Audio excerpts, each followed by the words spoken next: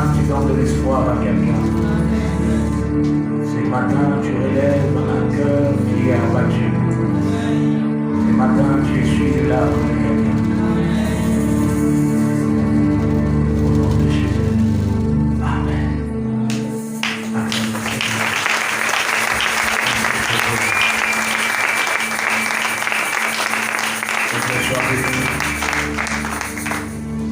Très heureux de nous revoir encore. J'avais vraiment tout prévu d'être là les dimanches passés. Mais j'avais oublié que j'avais déjà donné ma parole que je devrais prêcher dans l'église de notre pasteur de Liguala. Parole de vie Liguala. Alors voilà pourquoi je n'ai pas été là le dimanche. Gloire à Dieu, nous avons été bénis le dimanche par notre frère Déma. C'est toujours intéressant de pouvoir préparer la relève. La Bible dit que la moisson est grande, mais il y a peu de ouvriers. Voilà pourquoi il est important de préparer la moisson, de préparer la relève. Et je ne cesse de nous le dire. Je ne cesse de le répéter. Servez Dieu, vous ne venez pas pour nous, vous ne venez pas pour moi, vous venez pour Dieu. Que je sois présent ou pas, l'œuvre de Dieu doit avancer. Et comme je ne cesse de le dire, que notre ministère ne se limite pas dans les 4 murs de cette église. Vous les savez bénis. Sauf que ça n'attendait que le temps. Alors, l'œuvre est là, travailler pour Dieu, servir Dieu. À la fin, avant que je l'oublie, à la fin que maman Foura puisse me voir, et nos amis les mamans aussi, les comités de mamans qui puissent me voir avant que je l'oublie à la fin. Comme ça, si j'oublie, vous allez me rappeler. Nous allons lire un texte et parler d'un thème. Ce matin, toujours dans la faveur, toujours sur la faveur. C'est un thème que nous avons déjà écouté pendant la semaine. Un de nos frères a eu à le parler.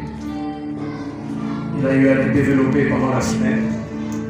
Nous étions convaincus de pouvoir insister là-dessus, vu l'importance de ce thème. Et je vous propose déjà les textes que nous allons lire. Comme ça, chacun de nous a déjà le texte, même si je ne le lis pas en entier, mais vous aurez déjà le texte avec vous. Nous allons lire dans le psaume 115, le verset 14, le psaume 115, le verset 14, Josué 2, le verset 1 à 21, Josué 6, verset 22 à 25, Matthieu chapitre 1, le verset 5. Le psaume 115, verset 14. Josué 2, le verset 1 à 21. Josué 6, le verset 22 à 25. Matthieu chapitre 1, le verset 5. Et vous avez noté aussi quelques versets.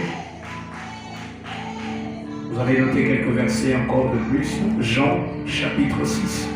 Le verset 1 à 11, Marc chapitre 6, le verset 34, et Matthieu chapitre 14, le verset 13 à 22.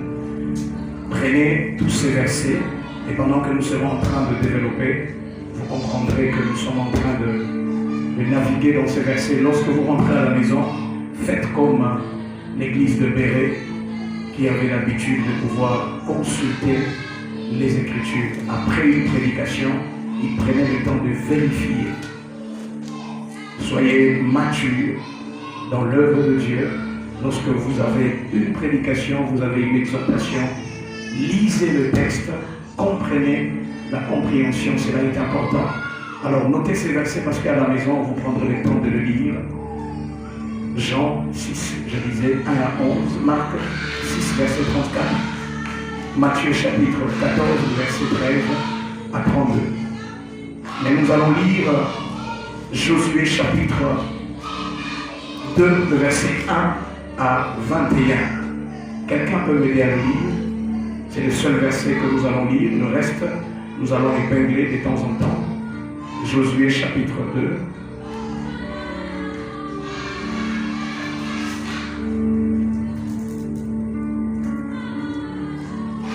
Josué 2, verset 1 à 21. Josué chapitre 2, verset 1 à 21, de mon Seigneur. Josué, fils de Nun, fit partie secrètement des Sittim 2 espions en leur disant: allez examiner le pays, en particulier Jéricho. Ils partirent et ils arrivèrent dans la maison d'une prostituée qui s'est nommée Rahab, et ils y couchèrent. On dit au roi de Jéricho: voici les hommes contre les enfants d'Israël sont arrivés ici. C'est tenu pour explorer le pays. Le roi de Jéricho envoya dire à Rahab: fais sortir les hommes qui sont venus chez toi, qui sont entrés dans ta maison, car c'est pour explorer tout le pays qu'ils sont venus. La femme prit les 2 hommes et le cacha, et elle dit: il est vrai que ces hommes sont arrivés chez moi, mais je ne savais pas d'où ils étaient. Et comme la porte a dû se fermer de nuit, ces hommes sont sortis, j'ignore où ils sont allés. Hâtez-vous de les poursuivre et vous les atteindrez. Elle les avait fait monter sur le toit et les avait cachés sous les tiges de lin qu'elle avait arrangées sur le toit. Ces gens le poursuivirent par le chemin qui mène au quai du Jourdain et l'enfermant la porte après qu'ils furent sortis. Avant que les espions se couchassent, Rahab monta vers eux sur le toit et leur dit: l'Éternel, je le sais, vous a donné ce pays. La terreur que vous inspirez nous a saisis, et tous les habitants du pays tremblent devant vous. Car nous avons appris comment, à votre sortie d'Égypte, l'Éternel a mis à sec devant vous les eaux de la mer Rouge, et comment vous avez traité les 2 rois des Amoréens au-delà du Jourdain, Sion et Og, que vous avez dévoués par l'interdit. Nous l'avons appris et nous avons perdu courage, et tous nos esprits sont abattus à votre aspect. Car c'est l'Éternel votre Dieu qui est Dieu en haut dans les cieux et en bas sur la terre. Et maintenant je vous prie, jurez-moi par l'Éternel que vous aurez pour la maison de mon Père la même bonté que j'ai eue pour vous. Donnez-moi l'assurance que vous laisserez vivre mon père, ma mère, mes frères, mes soeurs et tous ceux qui leur appartiennent, et que vous nous sauverez la vie, nous sauverez de la mort. Ces hommes lui répondirent: nous sommes prêts à mourir pour vous, si vous ne divulguez pas ce qui nous concerne. Et quand l'Éternel nous donnera le pays, nous agirons envers toi avec bonté et fidélité. Elle le fit descendre avec une corde par la fenêtre, car la maison qu'elle habitait était sur la muraille de la ville. Elle leur dit: allez du côté de la montagne, de peur que ceux qui vous poursuivaient ne vous rencontrent. Cachez-vous là pendant 3 jours jusqu'à ce qu'ils soient de retour. Après cela, vous suivrez votre chemin. Ces hommes lui dirent: voici de quelle manière nous serons quittes du serment que tu nous as fait faire. À notre entrée dans le pays, attache ce cordon de fil cramoisi à la fenêtre par laquelle tu nous fais descendre, et recueille auprès de toi dans la maison ton père, ta mère, tes frères et toute la famille de ton père. Si quelqu'un d'eux sort de la porte de ta maison pour aller dehors, son sang retombera sur sa tête, et nous en serons innocents. Mais si on met la main sur l'un quelconque de ceux qui seront avec toi dans la maison, son sang retombera sur notre tête. Et si tu divulgues ce qui nous concerne, nous serons quittes du serment que tu nous as fait faire. Elle répondit: qu'il en soit selon vos paroles. Elle prit ainsi congé d'eux, et ils s'en allèrent, et elle attacha le cordon de cramoisi à la fenêtre. Amen. Amen.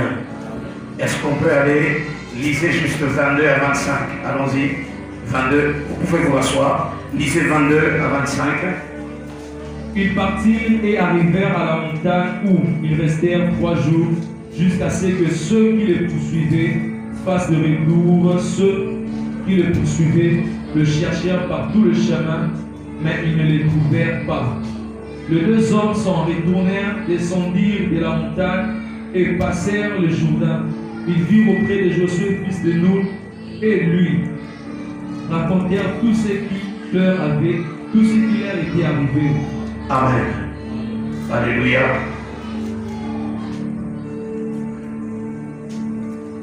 Est-ce qu'on peut lire ensemble notre thème de l'année? L'Éternel se souvient de nous. Il bénira la maison d'Israël. Il bénira la maison d'Aaron. Il bénira ceux qui craignent l'Éternel, le petit et le grand. L'Éternel vous multipliera ses faveurs à vous et à vos enfants. Soyez bénis par l'Éternel qui a fait les cieux et la terre. Les cieux sont les cieux de l'Éternel, mais il a donné la terre au Fils de l'homme. Ce ne sont pas les morts qui célèbrent l'Éternel. Ce n'est aucun de ceux qui descendent dans le lieu du silence. Mais nous bénirons l'Éternel dès maintenant et à jamais. Louez l'Éternel. Alléluia. Alléluia. La faveur, la multiplication de la faveur, la multiplication de la faveur, la multiplication de la faveur, la multiplication de la faveur. Cette année, nous les croyons que Dieu va effectivement nous donner sa faveur et il va la multiplier. Alléluia. Comme nous sommes en train de le voir depuis quelques semaines, l'homme ne peut pas vivre sur la terre sans une faveur. Sans la faveur, il est impossible qu'un homme vive sur la terre. Il y a des choses que nous avons dans notre vie qui ne sont pas les résultats de nos efforts, mais les résultats de la grâce. Alléluia. Voilà pourquoi il y a certaines choses que tu veux acquérir dans ta vie. Quand tu te bats pour les avoir et que tu n'arrives pas, compte sur la grâce de Dieu. Va réclamer la grâce de Dieu. Va chercher la grâce de Dieu. On ne réussira pas sur la terre avec tes propres efforts. Non. Il y a certaines choses qui t'arriveront rien que par grâce. Voilà pourquoi ne sois pas sage à tes propres yeux et ne t'appuie pas sur tes propres efforts. Appuie-toi sur Dieu. Compte sur Dieu.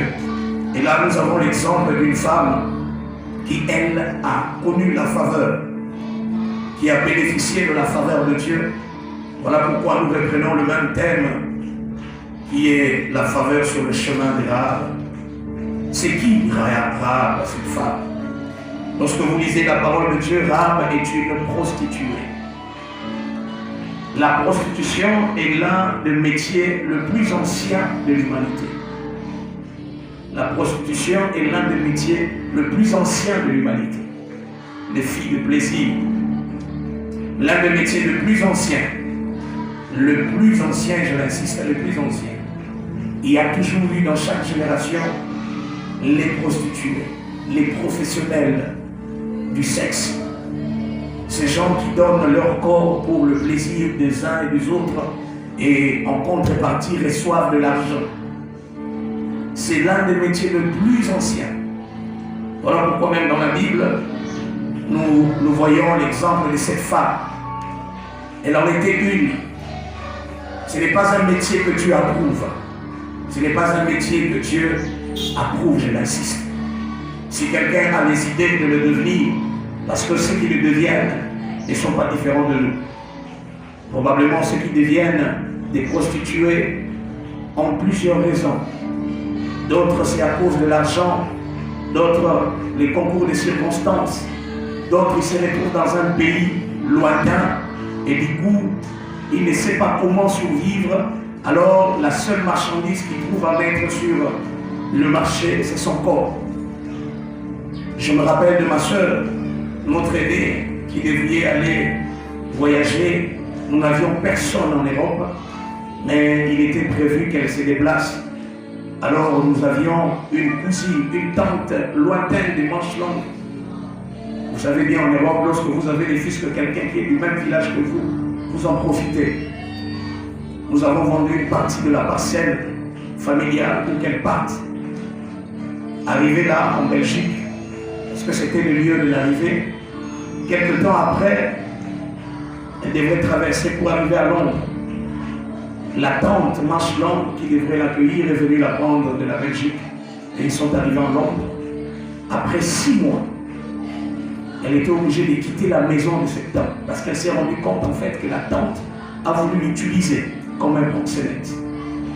La tante commençait à lui donner, allait maintenant faire des marchés, trouver des hommes qui cherchaient des filles, des plaisirs. Et elle voulait en fait pousser ma soeur à cette vie. Et elle devient gérante pour gagner de l'argent. C'est monnaie courante en Europe. La plupart de nos enfants, de nos filles qui partent là-bas, la plupart tombent dans ces trous. J'étais à Brazzaville à plusieurs reprises. J'ai appris que la plupart de nos Congolaises ici, surtout celles qui ont un teint assez noir comme le mien, les filles qui sont noires comme moi, elles sont recherchées de l'autre côté. Parce qu'il paraîtrait que là-bas, les hommes aiment plus les femmes qui ont la teinture noire comme moi. Alors elles sont les éléments recherchés. Et vous avez même appris qu'on a arrêté des mineurs qui traversaient là-bas. Parce que c'est ce qu'elles vont faire là-bas comme vie. Aller vendre leur corps. C'est une monnaie courante. Il y a plusieurs raisons qui poussent une personne à devenir proxénète ou prostituée. D'autres, c'est par une décision personnelle. D'autres, c'est par... il a été tellement blessé dans ses relations amoureuses et il s'est décidé de devenir la marchandise pour tout le monde. D'autres aussi, c'est par une possession diabolique. Elle est possédée. Est-ce qu'on peut m'apporter un verre? Elle est possédée et elle ne peut pas rester pour un seul homme et elle donne sa vie pour plusieurs personnes en retour de l'argent. D'autres aussi, c'est par condamnation diabolique. Il y a des hommes, même des filles, aussi des hommes prostitués. Il n'y a pas que des femmes, il y a des hommes aussi prostitués. Ceux qui sont en train de courir derrière les femmes qui ont de l'argent, dont les maris sont trop occupés dans les affaires, et voilà, il y a plusieurs choses et vous les connaissez. Dans des séries, ça passe. Ce sont les réalités de nos sociétés. Mais la Bible ne parle pas comment est-ce que cette femme est-elle devenue prostituée. Mais aussi la prostitution est l'un des métiers utilisés pour les services de renseignement. La plupart des prostituées sont en fait la marchandise que les services intelligents utilisent pour avoir des informations. Parce que leur travail leur permet d'être en contact avec plusieurs personnes.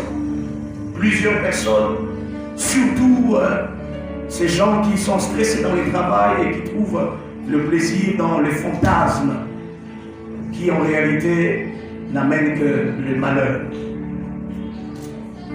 Et deux fois, le service de renseignement, l'espionnage passe par là, passe par ces maisons. Parce que les professionnels de ces métiers sont organisés. Certains ont leur maison, ils reçoivent à domicile, d'autres c'est dans des hôtels. Et quand vous lisez bien la Bible, l'histoire des Rahab, nous comprenons qu'elle le faisait à domicile. Parce que la Bible dit que sa maison était juste près du muraille. Sa maison était près du muraille, ça veut dire accessible. On pouvait facilement le localiser. Et généralement, ces gens prennent des maisons où facilement l'accessibilité est assez facile. Voilà pourquoi Rahab s'est retrouvée dans une maison. Sa résidence était une résidence sur le muraille, facilement accessible. Et comme je venais de le dire, que la plupart des services de renseignement utilisent les hommes de ces métiers pour avoir et les infos, alors ça date de longtemps ces procédures. Dieu promet d'Israël d'avoir la terre promise, et dans leur parcours de conquête, la première conquête était Jéricho. Mais pour avoir des renseignements sur cette ville, il fallait envoyer des espions. Et certainement les espions savent bien, pour mieux avoir des informations, il faut plus passer dans ces milieux. Et aussi c'est facilement, vous pouvez facilement vous glisser dans ces milieux sans que vous ne puissiez vous faire, moi je peux dire, sans que vous puissiez vous faire remarquer. Parce que généralement, nous les voyons, ce sont des milieux où les gens viennent de fois cagoulés, cachés. Et les gens qui arrivent, qui fréquentent ces milieux, n'aiment pas qu'on sache qu'ils fréquentent ces milieux. Évidemment. Voilà pourquoi les espions que Josué a envoyés ont choisi la maison de prostituées. Parce que là, ils allaient facilement entrer. Mais de l'autre côté, quand vous lisez bien ces versets, vous comprendrez que Dieu avait un projet. Parce que Dieu, dans sa façon de faire les choses, Dieu poursuit un objectif, le salut des âmes. Il a choisi Israël pour être le canal par lequel le monde allait connaître qu'il est Dieu créateur et qu'il est le sauveur. Et dans sa façon de faire, Dieu a conduit les espions directement dans la maison des Rahab. Parce que, sans le savoir, les espions ne connaissaient pas, mais Dieu savait que Rahab avait déjà adhéré à la religion juive. Rahab commençait déjà à croire à la grandeur de Dieu. Rahab a commencé à développer une foi dans son cœur.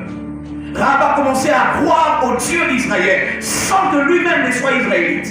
Elle était une femme étrangère, de surcroît une prostituée. Un travail assez sale et compliqué.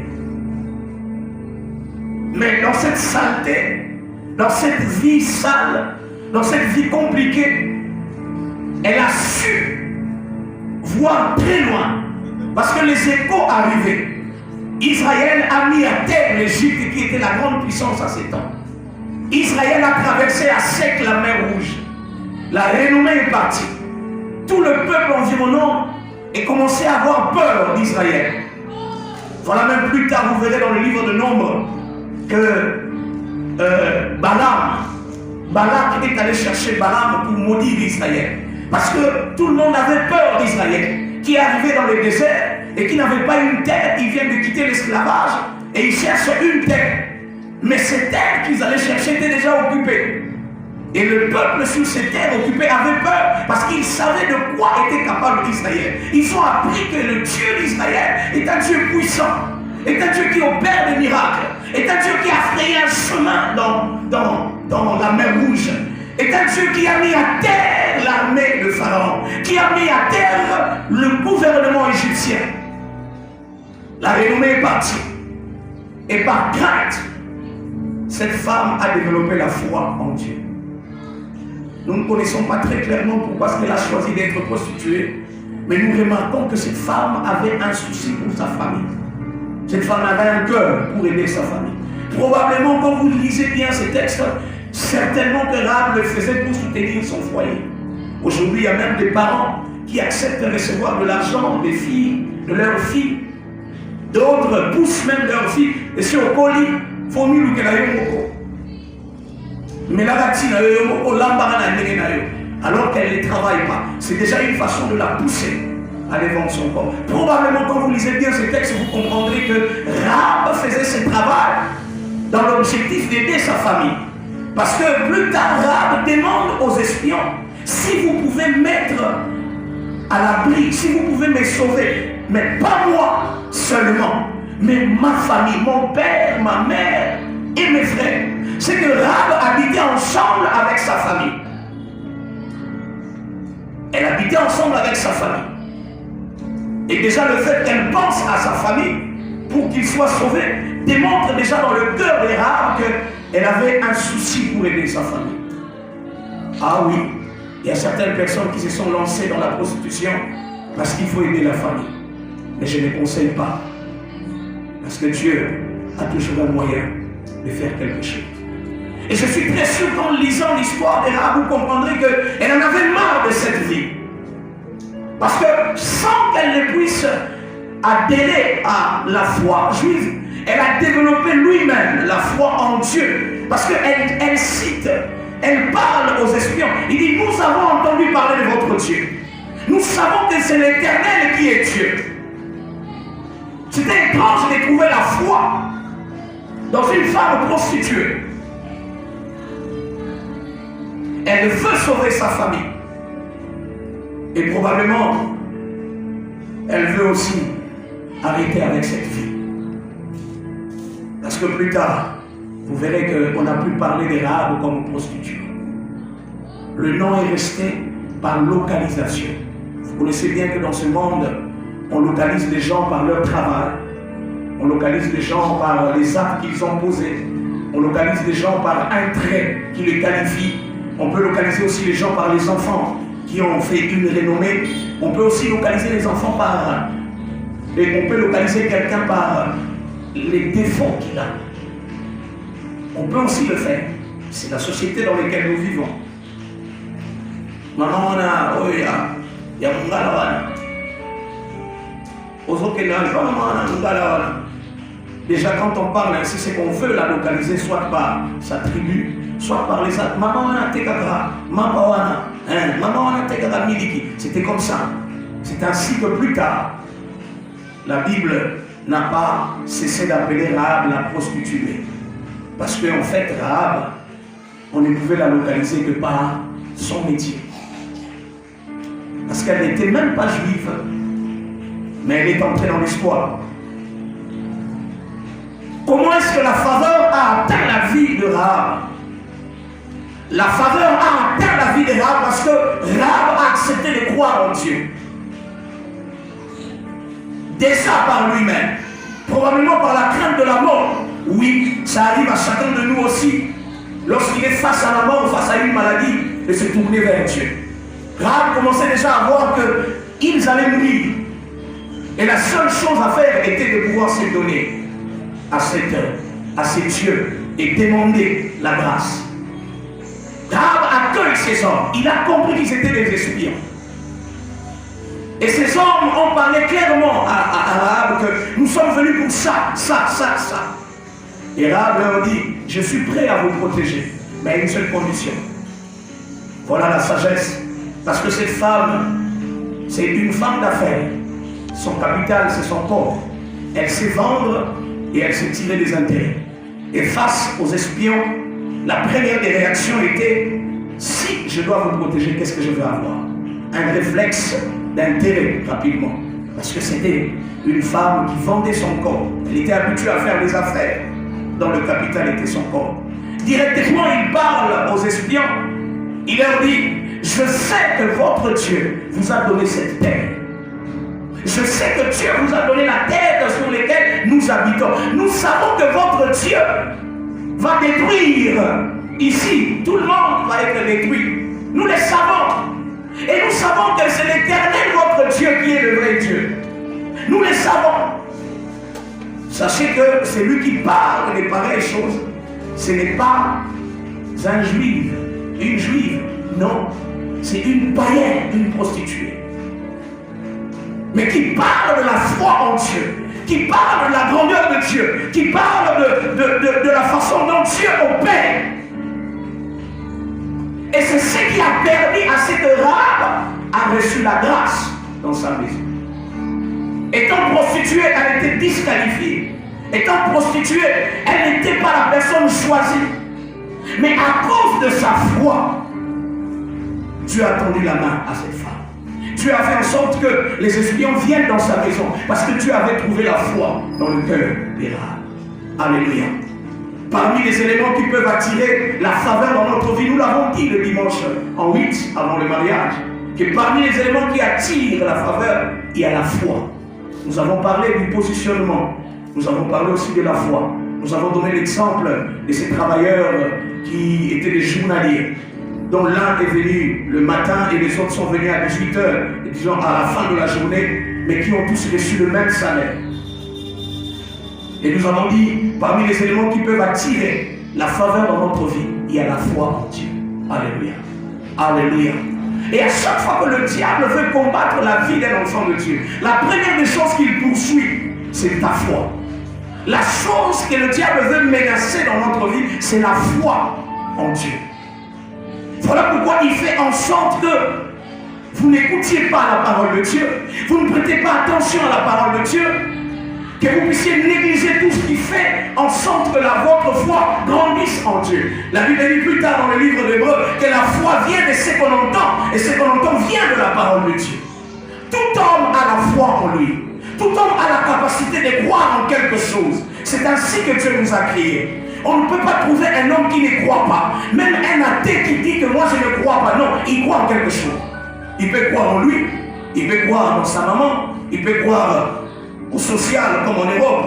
Le social est devenu Dieu. Il y a des gens qui croient au social, au système social de l'Europe. Ils vivent le système social. Ils ont foi que à la fin du mois, à la fin du mois, et ils peuvent même faire des projets. Ils croient que le social continuera à payer l'argent parce qu'ils savent que leur système social est tellement assis. On ne peut pas trouver un humain sur la terre qui n'a pas la foi. Non. Mais le projet de Dieu est que ta foi soit tournée en lui. Alléluia. Le souhait de Dieu est que cette foi, que tu la mettes en lui. Très souvent, la femme peut mettre sa foi dans un homme. Ah oui, les femmes, vous avez assez de foi. Les femmes, vous avez assez de foi. Dans la femme, la foi est innée, je dois dire ainsi. Nous le trouvons comme un don. La femme a facilité à croire. La preuve, comment vous êtes devenus mariés? Nous sommes bénis dans cette église. En un mois, nous allons bénir 2 mariages.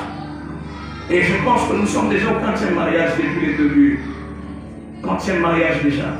16e ou 15e déjà. Il faut essayer de se renseigner.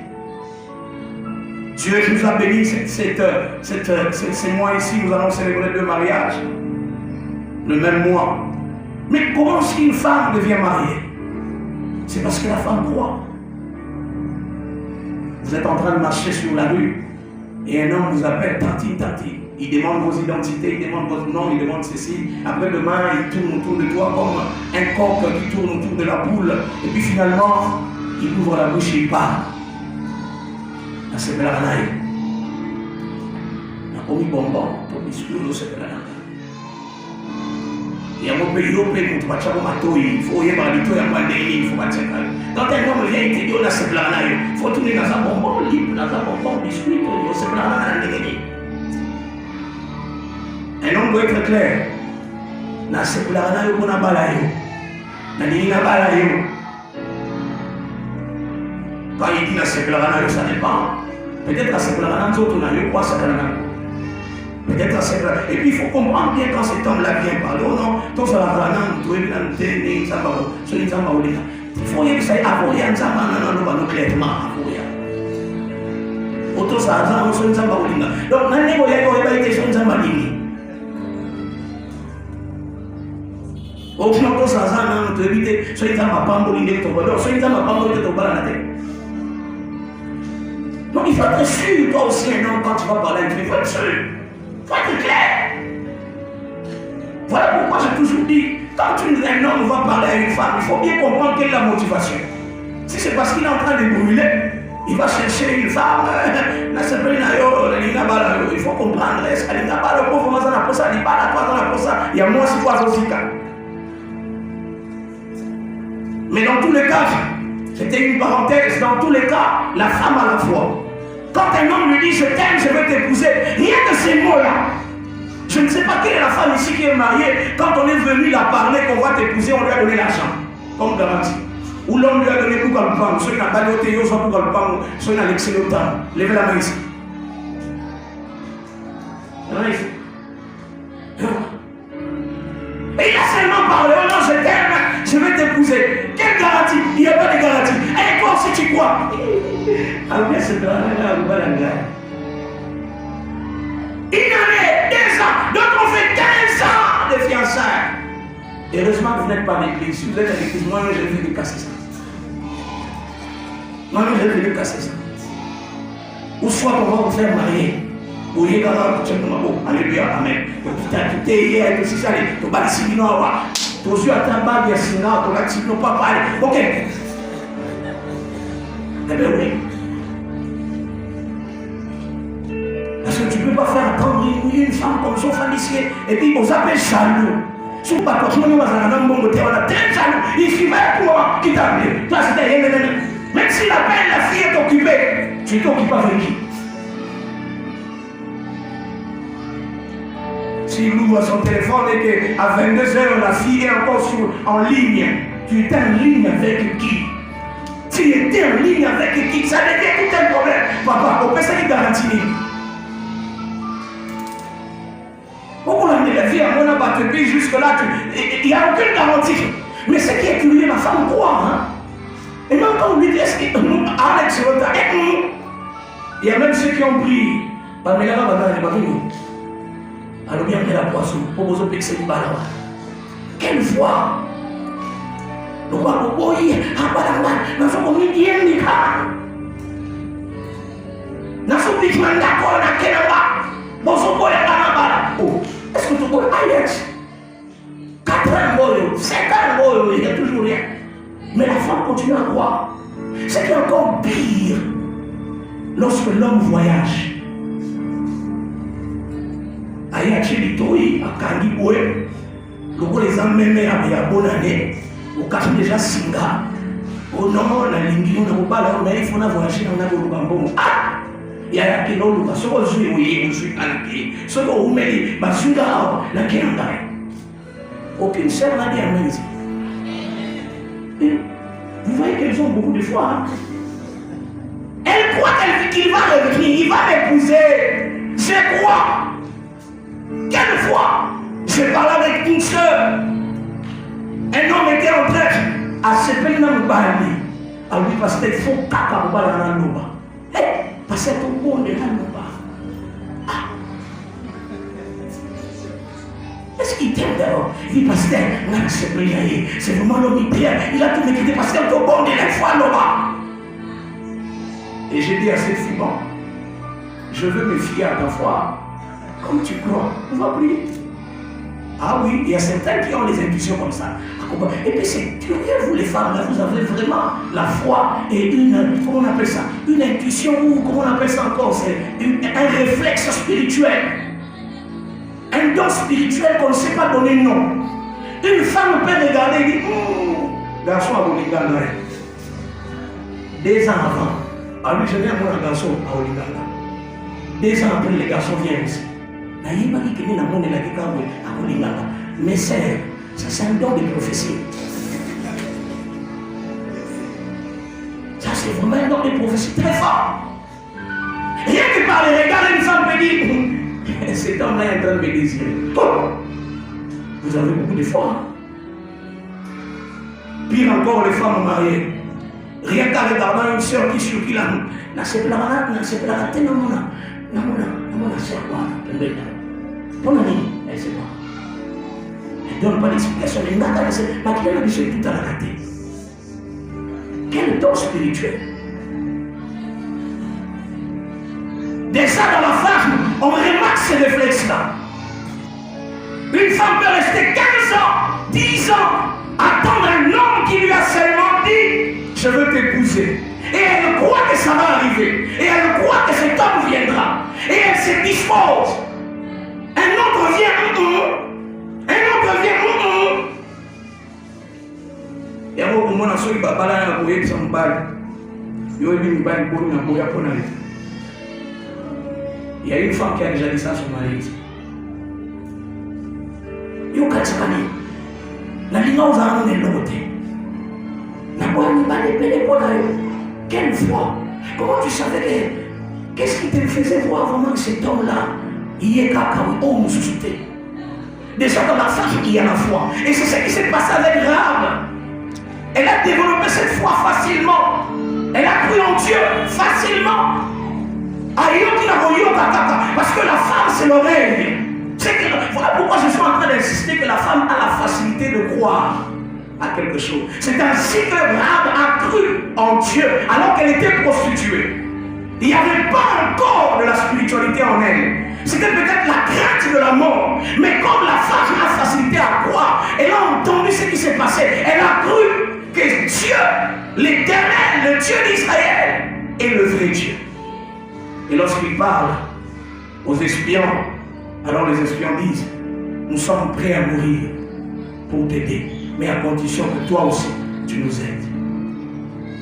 Voilà comment l'histoire de Rahab a été. Voilà comment la grâce a atterri dans la maison de Rahab. J'ouvre une parenthèse, une femme déjà mariée, mère d'une famille, tu es ici. Les choses ne marchent pas dans le foyer. La vie est trop dure. Les choses sont très compliquées. Laisse-moi te dire que ta foi peut apporter le salut dans ta famille. Ta foi peut ouvrir des portes pour ton mari qui va se battre là-bas. Parce que déjà tu as la facilité en croix à croire. Rahab, par sa foi, a ouvert la porte du salut dans sa famille. Son père a été sauvé, ses frères ont été sauvés, ses amis ont été sauvés. Tous ceux qui habitaient dans le toit de Rahab ont reçu le salut parce que Rahab a cru. Rahab a cru et le salut est entré. Mais de l'autre côté, nous voyons quelque chose. Dieu n'est pas venu pour les bonnes personnes. Dieu est venu pour les mauvais. Dieu ne juge pas l'homme, mais Dieu cherche le salut de l'homme. Alléluia. Dieu ne vient pas juger l'homme comme nous. Dieu vient chercher le salut. Dieu est le péché, mais il aime le pécheur. Dieu aimait Rahab, mais il n'aimait pas le travail de Rahab. Voilà pourquoi, quand il a remarqué dans le cœur de Rahab qu'il y avait déjà de la foi, du coup, il met un mécanisme en place pour que les espions arrivent chez Rahab et que la foi de Rahab rencontre les espions pour que Rahab soit sauvé. Voilà pourquoi j'aimerais encore ouvrir une autre parenthèse. Quelle que soit ta vie, quel que soit ton passé, quel que soit ce que tu as connu hier, il y a possibilité que tu puisses commencer une nouvelle histoire avec Dieu. Il y a possibilité que par toi, les saluts entrent dans ta famille. Oui, même si les hommes peuvent te prouver que tu es vraiment très loin, ils te prouvent que c'est toi la saleté qu'il faut. Ils te prouvent que c'est toi le malheur, le malheur. C'est à cause de toi que le malheur vient à la famille. Il est possible que tu changes l'histoire. Alléluia. Peut-être qu'en famille, les parents ne comptent pas sur toi. Peut-être qu'en famille, les parents se disent, comme disent les Quinois, il fallait vous la place sur notre nom à ta main. Ah, il y a des mamans qui sont méchantes. Il y a beaucoup de place, il fallait vous la ta main. Parce qu'ils ne trouvent aucune importance. Laisse-moi te dire une chose. Même si à cause de tes erreurs, on ne sait plus te valoriser, on ne sait plus te considérer, mais Dieu est capable de changer l'histoire. Tu es capable d'inverser la balance. Tu es capable d'inverser la balance. Mais à une seule condition, tu dois croire qu'il peut le faire. Tu dois croire qu'il peut le faire. Tu dois croire qu'il peut le faire. Tu dois croire qu'il peut tracer un chemin, comme a chanté nos amis ici. Asana Kansela, Nzambe Nabikamwa, et Mouida Nabomori. Oui, tu dois le croire d'abord. La faveur est disponible, mais il faut d'abord commencer par croire. Qu'une femme se réveille comme Rahab. Qu'une femme se dise, je peux apporter le salut dans ma famille. Oui, c'est possible. Oui, c'est possible. Quand tu fléchis les genoux avec ta foi, c'est pourquoi quand une femme prie, on a l'impression que effectivement.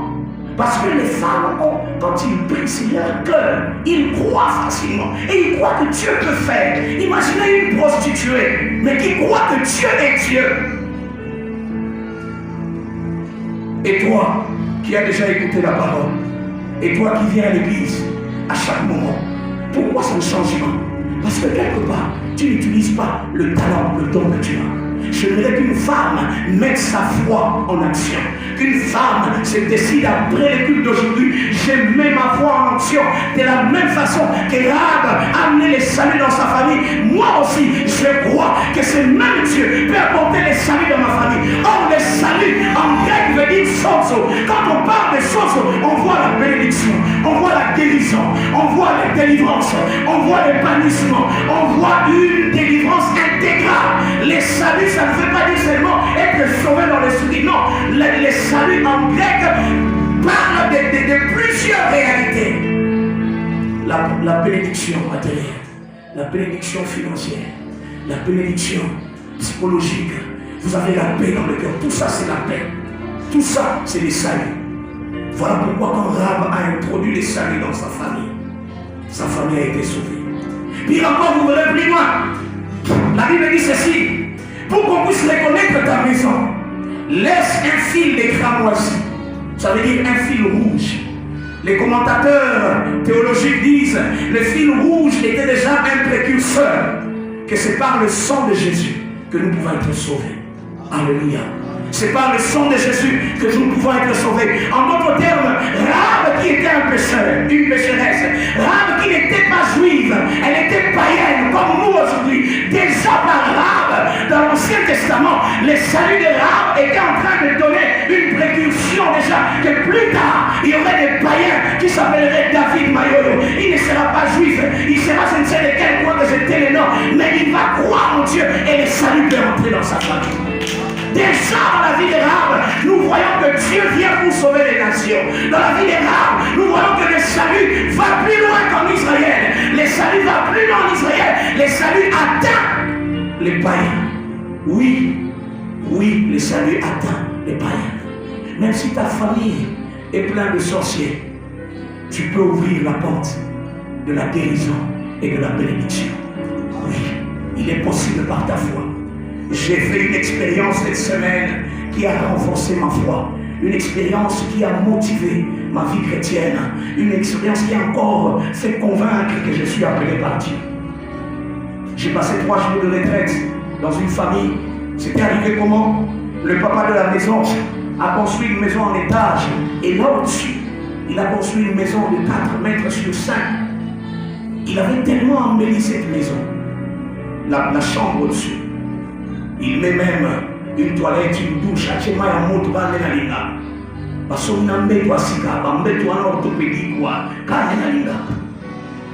bien classé. Et puis un jour, je m'en vais leur rendre visite. Le papa me dit, viens voir. Il me fait monter jusque là au-dessus. Il me dit, pasteur, tu vois, j'ai préparé ça sans rien me dire. J'ai préparé ça. J'ai compris que le papa était en train de vouloir me dire, j'ai arrangé la chambre et il faut que tu viennes. Et du coup, lorsque cet homme a dit ainsi, j'ai directement compris qu'il était en train de vouloir me proposer de venir passer des moments de retraite. Après quelques temps de repos, là où j'étais, je lui ai dit, je viendrai la semaine et je vais passer le temps de repos là. Et je viens, j'en ai profité parce que finalement, j'ai l'habitude d'entrer en retraite en janvier au début. Et aussi, lorsque c'est la deuxième semestre qui commence, j'entre souvent en retraite pour chercher les directives de Dieu pour la deuxième semestre qui commence. Alors j'en ai profité. Mais en fait, je n'avais pas prévu entrer en retraite dans cette maison. Mais comme le papa a présenté, je suis allé. J'ai commencé ma retraite, c'était un mercredi soir. J'ai monté, j'ai prié, j'ai passé mon temps là à prier. Et j'étais en jeûne et prière. J'ai passé le moment sec. Je ne prenais que du thé. Mais curieusement, je pressentais qu'il y avait quelque chose que le diable avait prévu pour cette famille. Mais je ne comprenais pas quoi. Je priais Dieu, j'ai demandé à Dieu. Il n'y avait pas de message. Mais quand j'ai parlé avec la maman de la maison, il dit, pasteur, je me sens très fatigué spirituellement. Je n'arrive même pas à prier. Mais je crois seulement que Nemo Ega ressemble à Nandak Nangai à Ozaki Kolo. Tant au Kende, n'a pas qu'un ensemble. Au Nyo Sosata la Ningaga Sananda, autant aux Oké Nango. Au Nyo Sosata la Provoyaga Sananda, tant au Kende Nango. Elle a répété ça 2 fois. Et là, mon réflexe spirituel a commencé à agir. La nuit, j'ai réalisé la conversation qu'on avait la journée. Et là, j'ai compris que cette femme était conduite par Dieu. Il y a quelque chose qu'elle était en train de vouloir me dire, de faire. Conduite par Dieu. Le jour qui a suivi, tellement j'ai prié pour savoir qu'est-ce qu'il y avait. Mes amis, c'est la pile. Il faut changer la pile. Tellement que je voulais savoir qu'est-ce qui allait se passer. Mais Dieu ne me l'a pas montré. Le jour qui a suivi, un jour avant que je puisse quitter que je puisse terminer ma retraite, une des filles de la maison me dit, elle a rêvé clairement qu'il y avait un cercueil devant la parcelle. Donnez-moi un livre. Il y avait un cercueil devant la parcelle et il y avait une petite fille dans le cercueil et la maman pleurait, elle était habillée en noir, elle pleurait suffisamment. Elle pleurait, elle était inconsolable. Alors là, j'ai compris que c'était un problème de mort. Nous avons prié, nous avons prié. Et le matin, le samedi matin, quand je devais quitter ces lieux, j'étais inspiré par Dieu de balayer leur maison. J'ai dit à la maman, je sens qu'avant de partir, il faut que je balaye votre maison. Ne dites pas à votre travailleur de balayer, c'est moi qui vais le faire. Une grande maison, plusieurs chambres en étage. J'ai commencé à balayer, j'ai prié, j'ai parlé en langue, j'ai balayé. Et puis à la fin, j'ai rassemblé toutes les saletés, je les mis dans un sachet. J'ai fermé ces saletés, je les mis dans mon sac. En sortant, je suis sorti avec. Je m'en vais dans d'autres courses. 2 heures après, je vois des appels dans mon téléphone. Quand j'étais en prière dans une autre famille, j'ai éteint. 3 heures après, je la rappelle. Elle me dit, pasteur, Dieu est merveilleux. Elle criait, pasteur, Dieu est merveilleux. Pasteur, Dieu est merveilleux. Je dis, qu'est-ce qui se passe? Il me dit, mon petit-fils, mon cadet, qui allait au foot, à l'école de foot, a connu un accident dans la main. Il y avait un véhicule qui était devant leur véhicule. Et le véhicule a été percuté par une grosse manne. Et le véhicule a tourné jusqu'à cogner les véhicules où l'enfant était. Heureusement, l'enfant est sorti sain et sauf et le chauffeur aussi sain et sauf. Mais quand on analyse les choses, j'ai compris que, en fait, Dieu a enlevé la mort. C'était prévu que cet enfant meure. C'était prévu que cet enfant disparaisse. Et probablement comme les clips de notre sœur Nadège, où vous voyez dans ces clips-là que le véhicule qui déviait, le monsieur n'a pas compris comment est-ce que Pinet Toboki. Il voit le pneu être crevé, il se fatigue, il dit oh mais c'est quoi encore? Mais quelques minutes après, il voit le taxi qui était devant être cogné. Et la personne est morte. En d'autres termes, si son pneu fonctionnait encore, c'est lui qui allait cogner. Tu as créé une situation difficile, une situation compliquée, afin de le protéger. Et probablement quand j'ai analysé ces choses, je me suis dit, Dieu est Dieu. Dieu est Dieu. Dieu est Dieu. Dieu est Dieu. Dieu est Dieu. Dieu est Dieu. Dieu est Dieu. Voilà comment est-ce que Dieu peut apporter le salut dans une famille. Parce qu'un papa a cru, une maman a cru. Rien que parce qu'ils ont laissé l'homme de Dieu prier dans leur maison. Rien que par ça, j'ai balayé cette maison parce que j'étais convaincu par la foi. Mais cette foi n'a pas été motivée par moi. Ça a été motivé, 1 par la maman, 2 par le papa qui est venu me visiter leur maison pour me demander de venir. En d'autres termes, le diable avait prévu d'amener la mort dans cette famille. Et Dieu, qu'est-ce qu'il avait fait? Viens le mettre ici, tu vas où?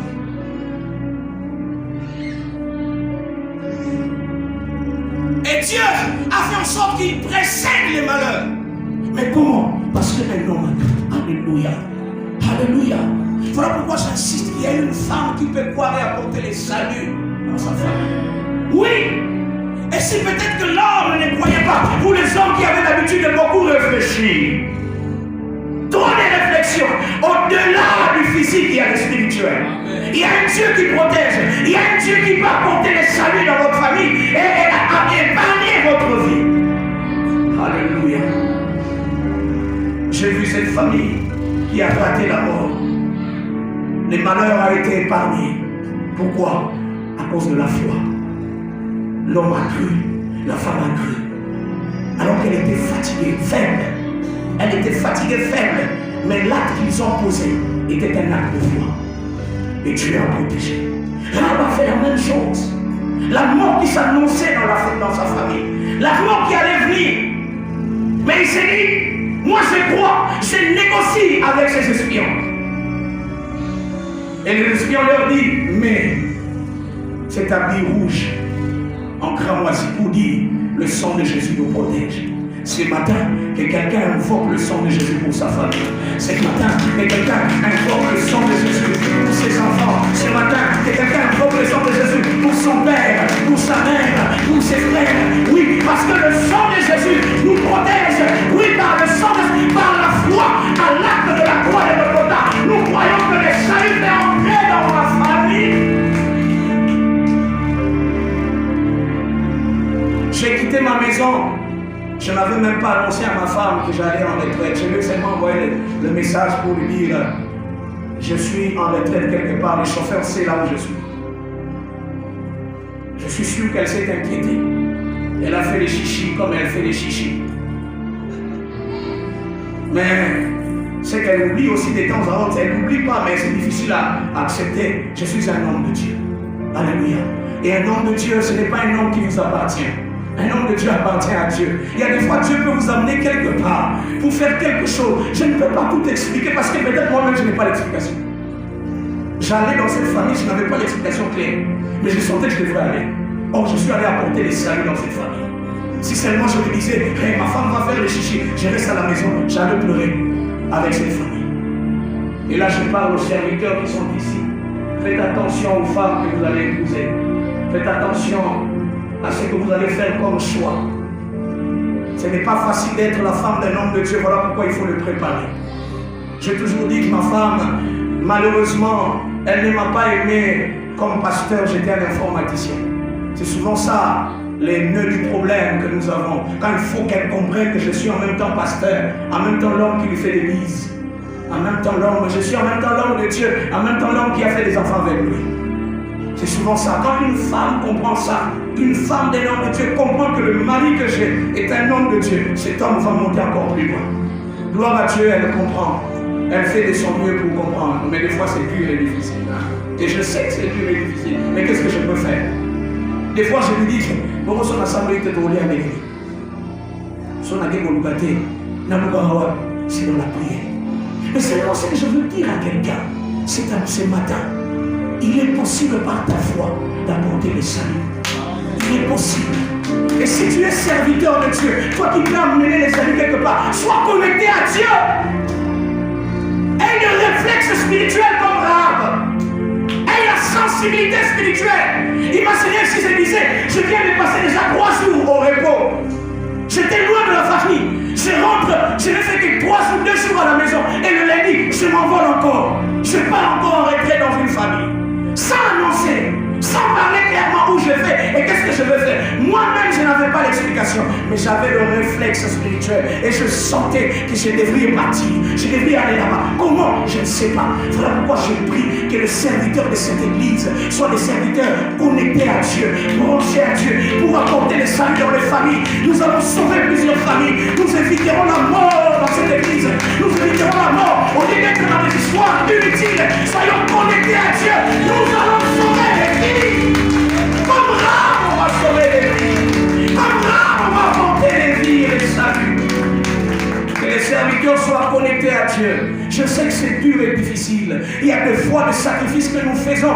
Tu sens que tu n'as pas la vie pour toi-même. Évidemment, un homme de Dieu, tu n'as pas de volonté pour toi, puisque tu es serviteur de Dieu.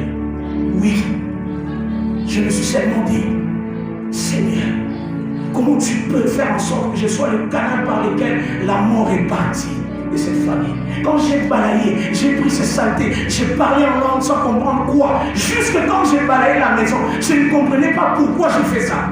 Mais j'ai senti qu'il fallait que je le fasse. Voilà pourquoi j'aime l'atmosphère prophétique.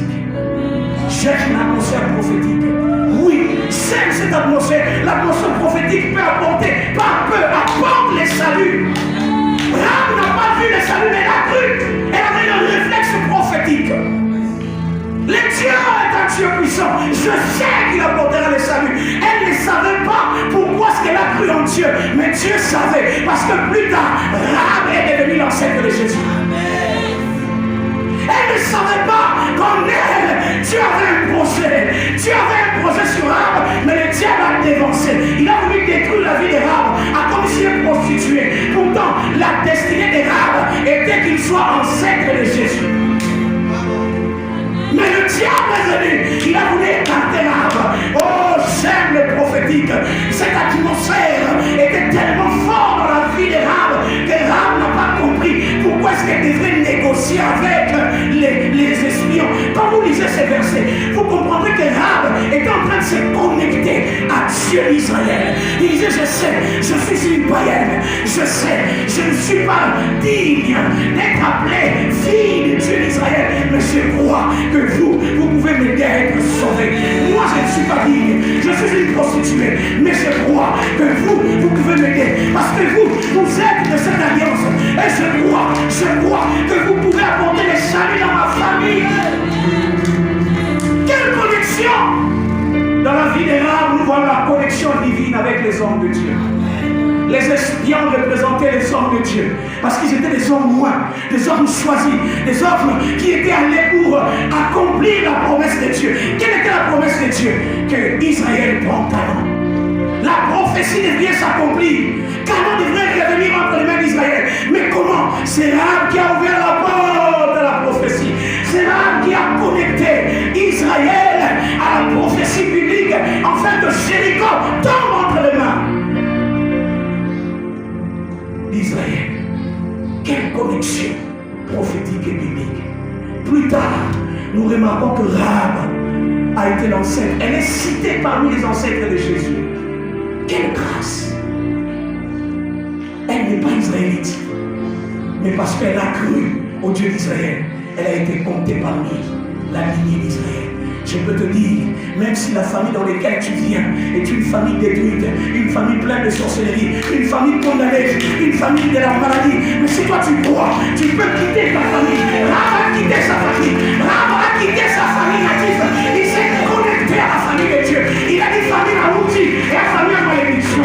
Famille Naouti, famille Maloka. Mais vous, votre Dieu est le vrai Dieu. Alors je me connecte à votre Dieu.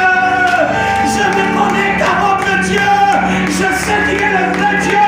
Il va amener le salut. Il va voir cette terre. Je sais que Dieu vous a donné cette terre. Je le sais. Comment tu le sais là? Je ne sais pas. Mais je sens dans mon cœur que le Dieu d'Israël va prendre cette terre. C'était une femme qui croyait à la prophétie. J'aime l'atmosphère prophétique. Cette femme a quitté sa famille. Il dit désormais, je me connecte à la famille de Dieu. Je me connecte à la famille d'Israël. Et le sang de Jésus qui n'était pas prévu que le sang coule. Comme Jésus n'était pas encore là. Jésus n'était pas encore venu. Mais Dieu a dit, comme Rahab a cru, il faut que je pose un acte. Jésus lui-même est venu. Il est à ces deux espions. Il dit, mais un fil de cramoisi. Or, le cramoisi représente le sang de Jésus qui coulerait plus tard. Le sang de son propre fils. Le sang de son propre fils qui coulera plus tard pour apporter le salut. Quelle grâce, quelle gloire, quelle dimension prophétique. Est-ce que quelqu'un peut bousculer sa famille par la foi? Est-ce que quelqu'un peut bousculer la destinée de sa famille? Rahab a changé la destinée de sa famille. Rahab a modifié la destinée de sa famille. Sa famille est comme ma famille Israël. Toi aussi tu peux le faire. Je dis toi aussi tu peux le faire. Ce matin, c'est pas moi qui vais prier pour toi. Ce matin, c'est toi qui vas prier.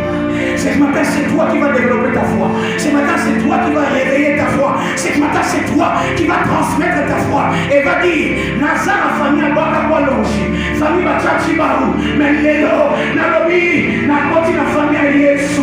Je suis un élu, un choisi de Dieu.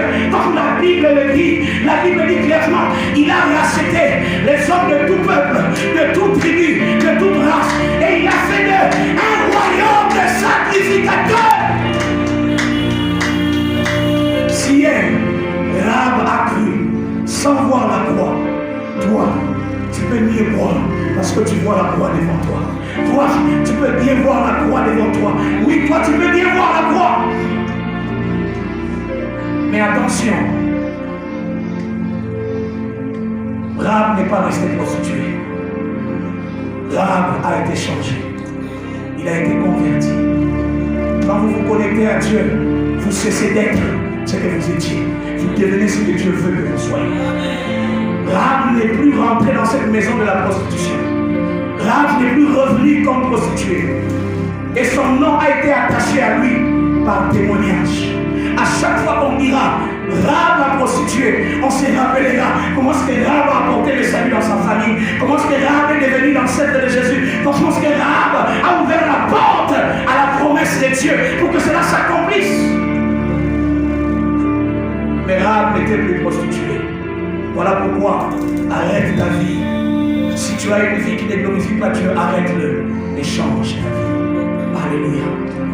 tard, nous voyons la grâce qui coule dans la vie des enfants d'Israël par le pain. Jésus qui est le pain de vie arrive un jour, il voit le peuple meurtri. Il avait pitié de ce peuple. Là, je suis dans Matthieu, l'histoire de la multiplication du pain. Jésus commence à prêcher la parole. Il amène la parole pour susciter la foi. Il transmet la parole pour susciter la foi. Et à un moment, c'est la nuit. La nuit. Et le peuple doit partir. Jésus leur dit, ils ne peuvent pas partir. Donnez-leur vous-même à manger. Ça veut dire, soyez une source de bénédiction pour ces gens ici. Il parlait à qui? Aux serviteurs. Il parlait à qui? À Pierre, à Jean, à Jacques. Oh, là, je vais insister quelque chose. Serviteurs, nous ne sommes pas là pour recevoir. Nous sommes là pour donner. Jésus dit aux serviteurs, donnez-leur vous-même à manger. Vous venez dans l'église pour avoir le pain de vie. C'est à nous de vous donner le pain. C'est à nous de vous transmettre le pain. Comme Rahab, les serviteurs de Josué, les espions, ont amené le pain de vie dans la maison de Rahab. Et Rahab a été sauvé. De la même façon, Jésus, quand il donnait la vie à la population, il regarde les disciples. Quand vous lisez bien les 3 textes que je vous ai donnés, on comprend que Jésus dit qu'il avait fait ça pour éprouver les disciples. Jésus a dit ça pour éprouver les disciples. En d'autres termes, Jésus voulait donner une leçon à ses disciples. Et ce matin, je vais donner une leçon aux serviteurs de cette église. Et ce matin, c'est par là que je vais terminer. Je vais transmettre une leçon aux serviteurs de cette église. Jésus dit clairement, il dit, la Bible dit, il l'a fait ainsi pour éprouver le serviteur. Un serviteur n'est pas un patron. Un serviteur tel que le nom l'indique, Azapoi, Mwana Moussana. C'est lui qui doit donner. Un serviteur, on demande des services. C'est lui qui doit rendre service. C'est lui qui doit apporter quelque chose. C'est lui qui doit donner. Il doit d'abord donner pour qu'à la fin du mois, qu'il reçoive un salaire. Il ne reçoit pas un salaire avant. Il donne d'abord et puis il reçoit un salaire. Et oui, ce jour-là, Jésus a voulu donner une leçon à ses disciples. Certainement qu'ils croyaient que Jésus va devenir roi. Donc, comment va terminer? Il suivait Jésus pour ça. Comment va terminer? Laisse-moi te dire une chose, toi qui aspires à être serviteur de Dieu. Quand on devient serviteur, on ne monte pas, on descend. On descend. On descend.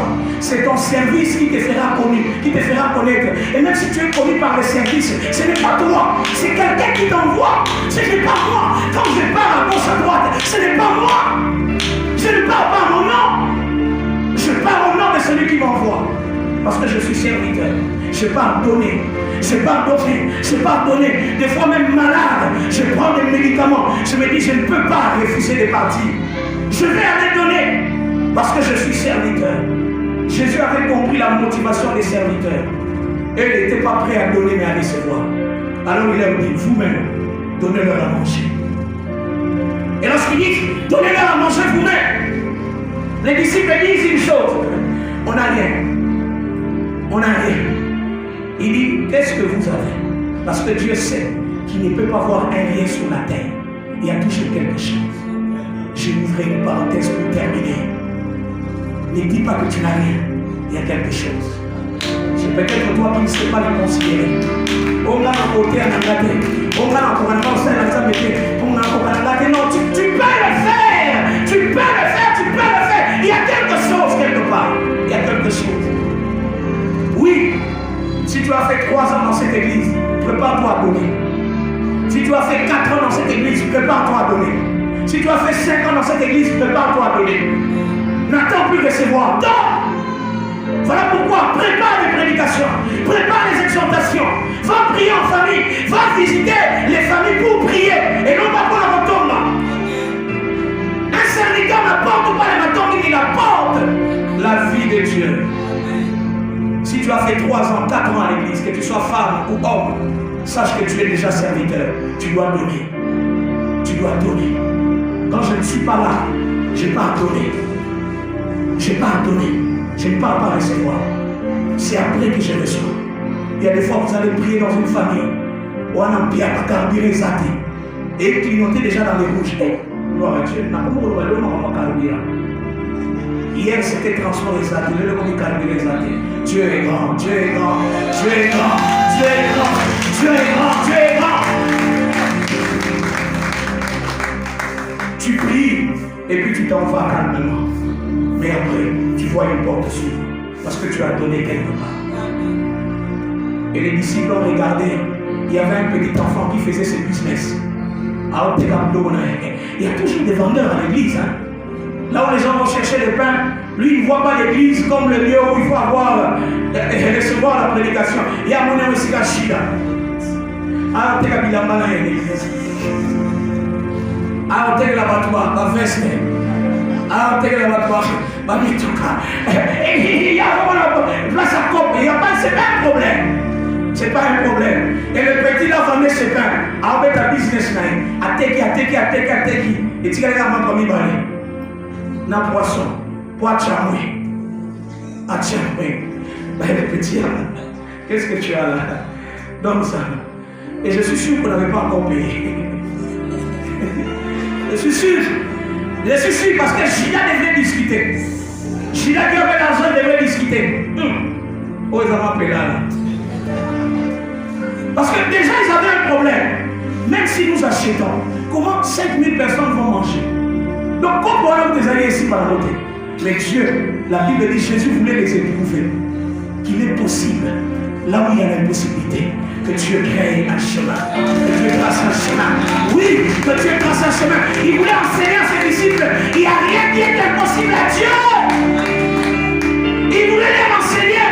Donnez. Parce que votre Père, votre patron ciel, il n'y a rien qui est impossible. Des femmes en parole. Petit bien homme. Viens Seigneur. Mais ce que j'aime dans cette histoire, ce jeune homme n'était pas la plaque tournante dans ces versets. La plaque tournante, c'était Jésus. Alléluia. Ce n'était pas le petit garçon. Parce qu'après, on n'a plus parlé de lui. Mais on a plutôt parlé du miracle de Jésus. Est-ce que quelqu'un me comprend? Et puis, ce qui est curieux, le petit avait le pain parce qu'il était vendeur de pain. Les disciples ne pouvaient pas trouver le pain parce qu'eux ne vendaient pas le pain. Les disciples n'étaient pas des vendeurs de pain. C'était les petits qui vendaient le pain. Il fallait chercher les petits. Parce qu'ils vendent les pains. Mais les disciples ne pouvaient pas payer les pains. Mais quand il prend ce que j'aime avec ce jeune homme, il était humble.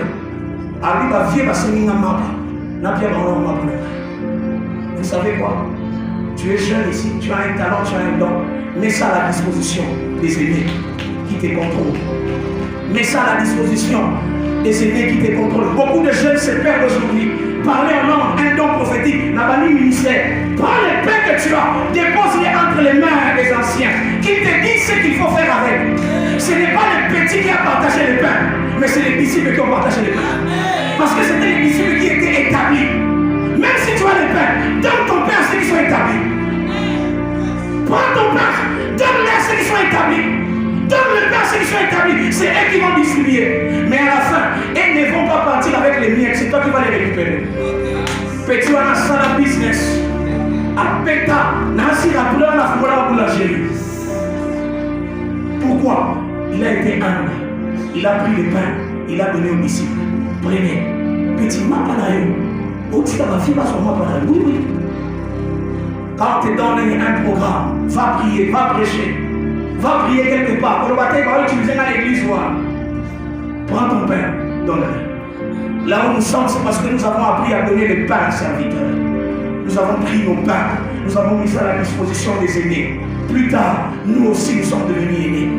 Et aujourd'hui, prends ton pain. Mets-le à la disposition de tout le monde. Ce jeune homme a pris son pain. Il a mis ça à la disposition de tout le monde.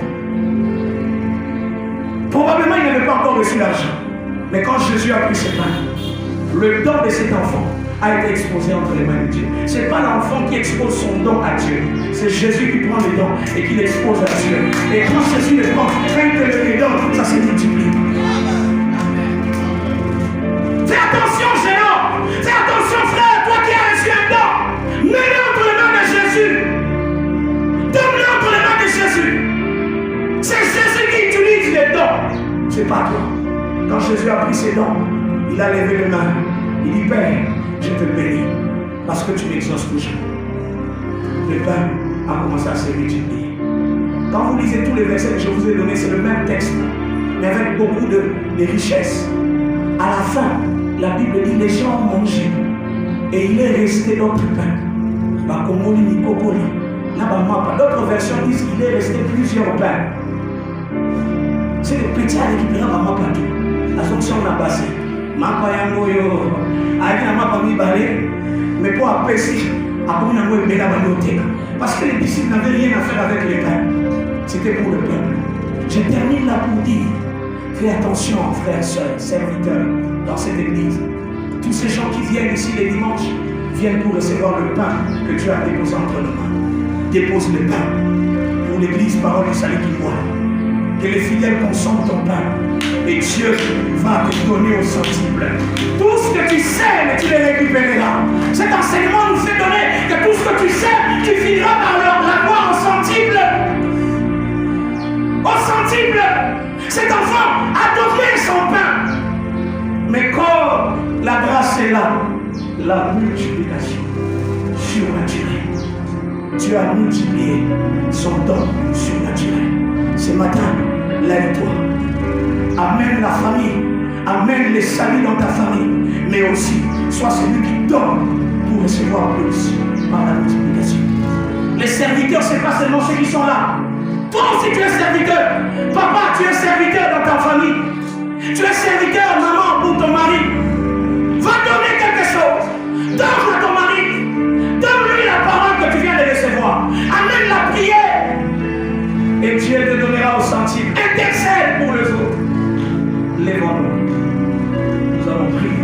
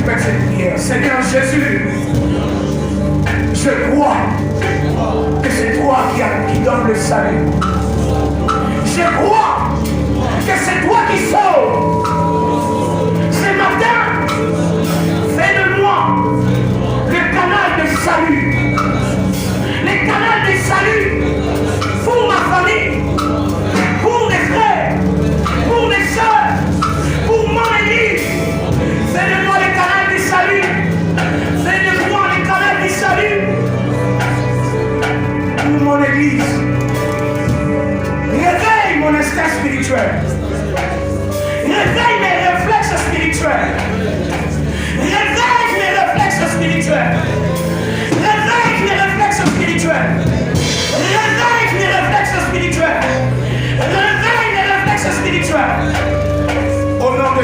Dieu réveille tes réflexes spirituels, que les dents spirituelles soient rallumées en toi. J'ai pris dès que tu m'entends là, que les dents spirituelles soient rallumées, que les dents spirituelles soient rallumées, le don de foi. Oh, que ta foi soit augmentée, la foi en Dieu soit augmentée. Je prie maintenant, reçois le don de foi, reçois le don de foi, reçois le don de foi, reçois le don de foi comme femme, reçois le don de foi comme tes enfants, reçois le don, reçois, sois réveillé spirituellement. Au nom de Jésus, au nom de Jésus. Oh, je déclare que tu vas porter le salut dans ta famille. La mort va être éradiquée par toi. Tu vas chasser la mort par ta prière. Tu vas chasser la mort par ta prière. Ta famille sera sauvée à cause de toi. Ta famille sera élevée à cause de toi. Ta famille va monter à cause de toi. Malgré les liens, malgré les blocages, mais parce que tu crois, ta famille sera sauvée. La Bible dit crois en Jésus-Christ et tu seras sauvé. Toi et ta famille. Toi et ta famille. Crois au Seigneur Jésus et tu seras sauvé. Je viens déclarer que tu deviens l'apôtre de ta famille. Je déclare que tu es l'apôtre de ta famille. Je déclare que tu es l'apôtre de ta famille. Comme Rahab, tu apportes les saluts dans ta famille. Tu apportes les saluts dans ta famille. Au nom de... Je lève ma main et je déclare toute distraction libère ta vie. Toute distraction libère ta vie. L'envoûtement libère ta vie. Désormais, tu es réveillé spirituellement. Réveillé spirituellement. Réveillé spirituellement. Au nom de Jésus, tu prends tes talents, tu prends tes dons et tu vas les déposer au service de Jésus-Christ. Au nom de Jésus. Au nom de Jésus, au nom de Jésus, avance, avance. Oh, j'ai pris que tu apportes les âmes dans cette église. Qu'au travers de toi, qui moi soit sauvé. Qu'au travers de toi, que les âmes dans ton avenir soient sauvées. Qu'au travers de toi, ton